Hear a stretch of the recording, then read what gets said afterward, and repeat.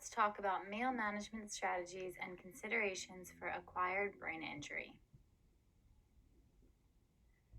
The goal of this video is to educate professionals and/or caregivers on strategies to promote safe meal management.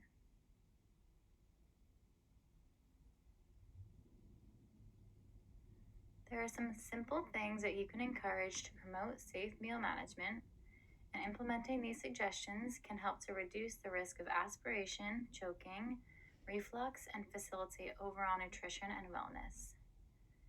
First, you should know that the safest position for eating and drinking is sitting upright at a 90-degree angle. You want to make sure your loved ones or patients are upright before starting their meal. You may need to assist in repositioning if they are unable to do so themselves. You also want them to remain upright for 30 minutes following the meal to aid in digestion and prevent reflux. Alternating consistencies between solids and liquids can help to clear residuals that sometimes sit in the pockets of a person's throat. You want to make sure all the food in the person's mouth has been swallowed before they take a sip of liquid, because mixing liquids and solids can increase the risk of aspiration. You want to encourage the person to focus on the act of eating and drinking. You can help to limit distractions by altering their environment. You can turn off the TV and remind them to focus. Slowing down the pace at which they are eating can help them to focus on chewing their food and swallowing adequately. You want to refrain from talking to the person while they are eating and tell them to do the same.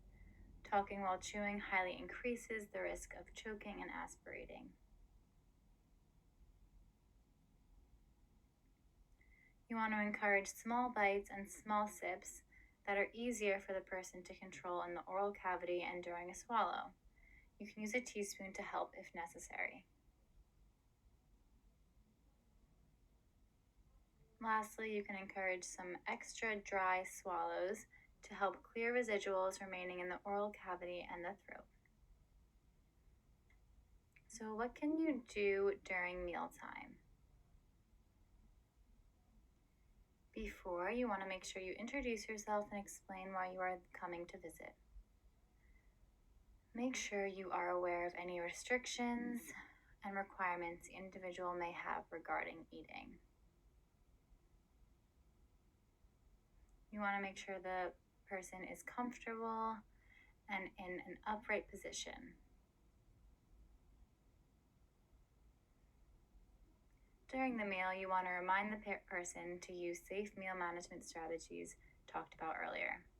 Encourage them to eat their meal and help them position utensils in their hand if necessary. Turn the plate so they can access their food. Assist in positioning them upright during mealtime and use pillows if necessary. Help to stabilize the person if needed for safety with hot foods and drinks. Remember to not talk to the person while they are eating. Promote independence by letting the person try and open food items and feed themselves if it is safe to do so. And lastly, make sure you're providing positive comments throughout the meal.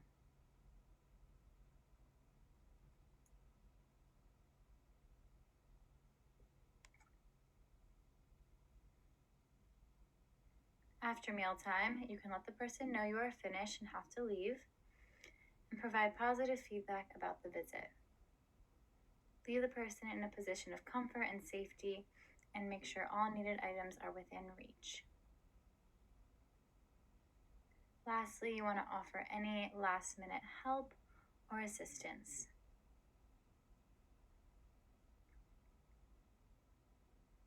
So there are some considerations for individuals with acquired brain injury.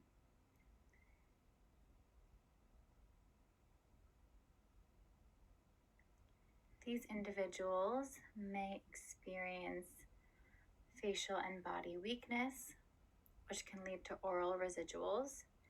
You can remind the person to do a lingual sweep and encourage oral care following a meal. They may also have anterior loss of food.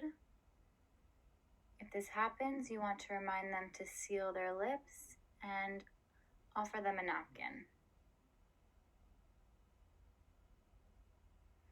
They may also lean to their weaker side.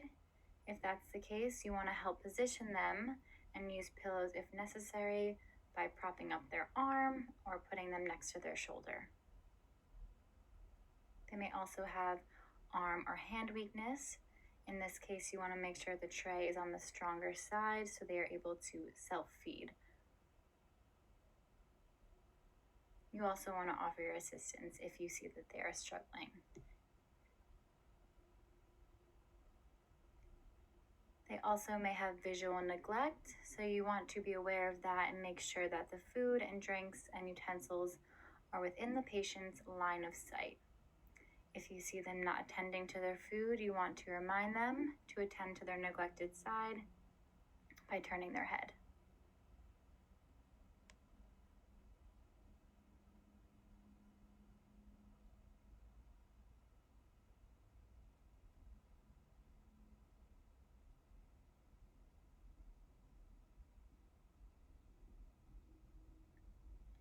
You should always be on the lookout for any signs and symptoms of aspiration.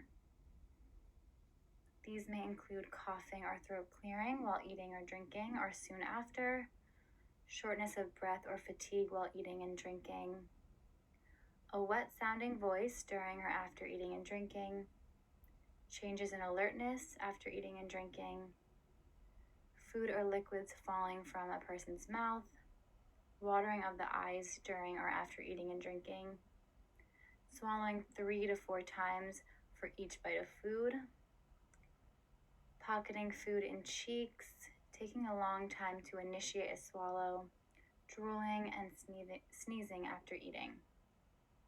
So if you see any of these signs, you want to be sure to let a nurse or physician know.